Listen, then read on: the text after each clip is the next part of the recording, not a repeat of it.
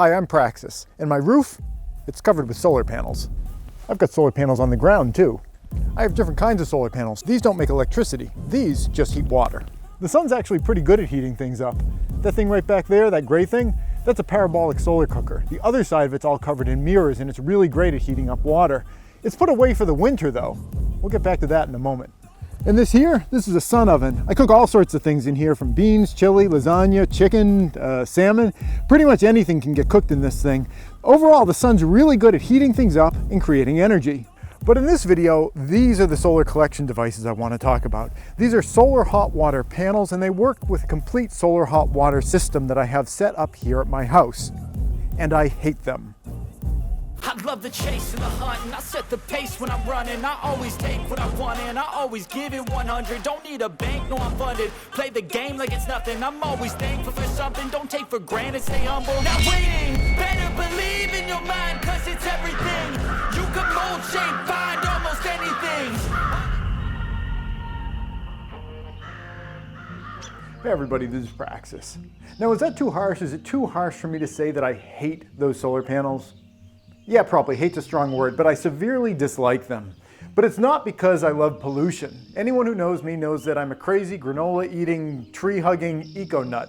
If Captain Planet were still recruiting people for his team of eco-terrorists, he'd have my paperwork. We're standing right now in my greenhouse. The last two houses that I've built have been very green, very eco-friendly, and have had greenhouses on all of them. I love this stuff.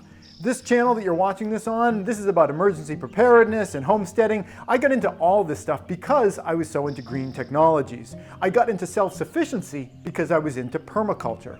So when I was building this house and the government told me that I needed to install those solar hot water panels because of some kind of like eco-green credit scheme, despite the fact that I disliked being told that I had to do something, I was kind of interested, kind of curious, and also despite the fact that I'd heard some negative things about them in the past from people who are also in the green energies industries, I was going to give them a fair shot.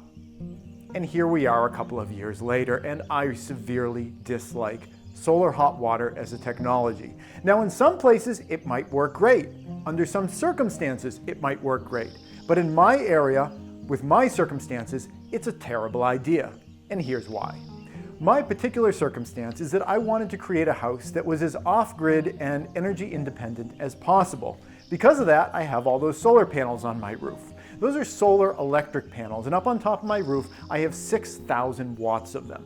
And they work really well. They power my whole house. Right now, they're running the light that's illuminating my face, and they charge the batteries that are running this camera. Solar power is a wonderful way to go. Even on a day like today, where it's kind of overcast, there's still enough sunlight coming in and hitting my panels that I can still run my entire house just using their power. But the one Achilles heel of my entire house is the hot water generation. On cloudy days, like today, the solar hot water panels don't heat up enough in order to create any hot water. While the solar electric panels are creating at least some energy, the solar hot water panels never get up to a critical temperature where any of the pumps even start flowing. They make zero. And that's even the case on many days where there's a lot of sun. If there's a lot of sun on a day and it's not a particularly warm day, but there are clouds that are passing in front of the sun, the solar hot water panels will start to heat up when the sun hits them, and then a cloud will go in front of them and they'll completely cool off. And then the sun will come back and they'll begin to warm up again. And then a cloud will come by and they'll completely cool off. And that cycle just repeats and repeats and repeats, and they never get up to that critical level where they actually have enough heat in them to provide any hot water to the house. Meanwhile, my solar electric system, every single time a photon flies out of the sun and hits one of my panels, some energy gets created. Even if it's not a lot, even if it's a day when it's partly sunny and partly cloudy, I at least generate quite a bit of electricity and power from my solar electric system. But there are so many days when the solar hot water system creates nothing. It'll heat up a little and cool off, heat up a little and cool off, but it never reaches that critical point to where it actually creates any benefit for me. Now, if I hadn't been forced by the state to put those solar hot water panels on that roof, I could have put extra solar electric panels on that roof, and that would have provided more electric power so that on cloudy days, I'd have that little bit of extra electric power for heating water, because using electric power to heat water is what I do 90% of the time on any day that has any kind of an overcast component to it. And it's not just the real estate on my roof that I lost by being forced to put those solar hot water panels up there. It's also the financial investment that I lost by having to pay for that entire system. If I could have taken the money that it cost to put the solar hot water panels on my roof and buying the special water tank that interfaces with them, I could have taken all of that money and I could have effectively doubled the size of my solar electric system. Had I been able to do that, it never would have been any kind of an issue at all whatsoever, just completely heating my water with electric power, which again, for much of the year, is what I'm doing anyway. Now, that said, there are many days, especially in the summer, when the solar hot water system works just fine. The sun comes out, it's hot, it's blazing, there's no clouds in the sky, and it creates lots and lots of hot water, and that's great. It works very effectively during those time periods. But those time periods also happen to be, you can imagine not surprisingly, days when I'm making tons of solar electric power anyway. So the only time that the solar hot water system actually functions effectively is on days when I didn't even need it. Additional to that, I mentioned that there's a special tank that interfaces with the solar hot water panels. It has a circulator pump that engages, and it runs the glycol solution that is actually running through the panels. The panels don't have hot water itself running through. They have this glycol that heats up, and then that transfers its heat to the water. A lot of those parts, the pump in particular, can't be insulated. So you have this 140 plus degree hot glycol pump that's just sitting in your house. And like I mentioned, the times of the year when that pump tends to be the most effective is during the summer. So you have the hottest times of the year are the times when that pump actually tends to be running, and it is essentially a radiator dumping heat out into your home. In my case, that system was put into my pantry. A pantry is a kind of place that you want to keep kind of cool. Now, it was sort of foolish of me to put it in my pantry. I only did that because I wasn't aware that it was going to shed so much more heat than a normal hot water tank. But having put it there, it created an enormous heat issue in my pantry, which I'm trying to keep cool for food. And even if I didn't have a pantry there, the last thing you want to have in your house during the summer, anywhere in your house, is some kind of a hot water radiator.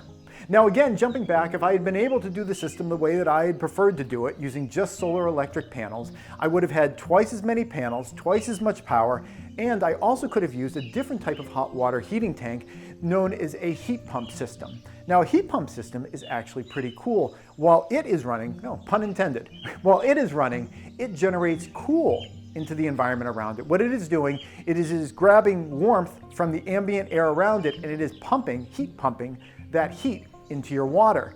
Now, that is great if that's running during the summer because it can help to air condition your house. And specifically, if you're going to keep something like that in your pantry, you would be generating cool for your pantry while you generate warmth for your hot water. And all that sounds to me like it makes a heck of a lot of sense, which makes it not that surprising that the government decided to go in the opposite direction, creating the system that I was forced to put into my house. And a system like this was not at all alone. There were other crazy environmental rules that I had to follow while I was putting this whole house together for myself. And again, I'm going to bring you back to what I said at the beginning. If Captain Planet were taking recruits, he'd have my paperwork on his desk. This is a goal of mine, as much as the government claims that it's a goal of theirs to try to reduce emissions and lower our footprint here on this planet. I personally also like the fact that I save an awful lot of money using self-sufficiency and permaculture designs in my house. But another way that the government really threw a wrench into that was in the window selection of my house. While I was building this house, I found out about a new technology. It was a type of window that would allow heat energy in to the house, but not let heat energy out. And in the winter, you can imagine the appeal of that. You have the warm winter sun coming in through your windows, heating your home, but it's preventing that same heat from going out of your house. It's kind of like a unidirectional, like a one-way mirror, where it lets heat energy in, but doesn't let that same heat energy out. I was really excited when I learned about this because any way that you can capitalize on the free energy that the sun dumps on you for either cooking or creating electricity, or in this case, heating hot water, it's always a great opportunity to try to use the sun's energy instead of fossil fuels or other types of fuel sources. So I was really excited when I heard about these windows, and I was really disappointed when I found out that the government was not going to allow me to put them in.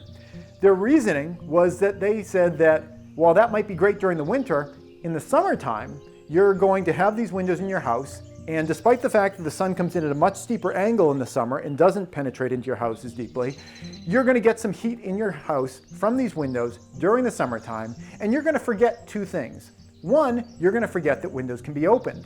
I guess that just doesn't cross people's minds. If it gets hot in your house, you can open your windows. But okay, let's bar that. I know a lot of people just don't like to have their windows open during the summer. A lot of people like to have air conditioning. Air conditioning is never anything that I've ever wanted to use or needed to use. In my opinion, I always build houses so they don't need it the best I can when I'm not having, the government forcing me to put hot water systems in my house that are like radiators in my house. I understand that a lot of people don't want to open up their windows, but there's another technology that's been around for at least a couple of years here called an awning, where you can have a window and you can have an awning over it, and the awning protects you from the summer sun but lets the winter sun in.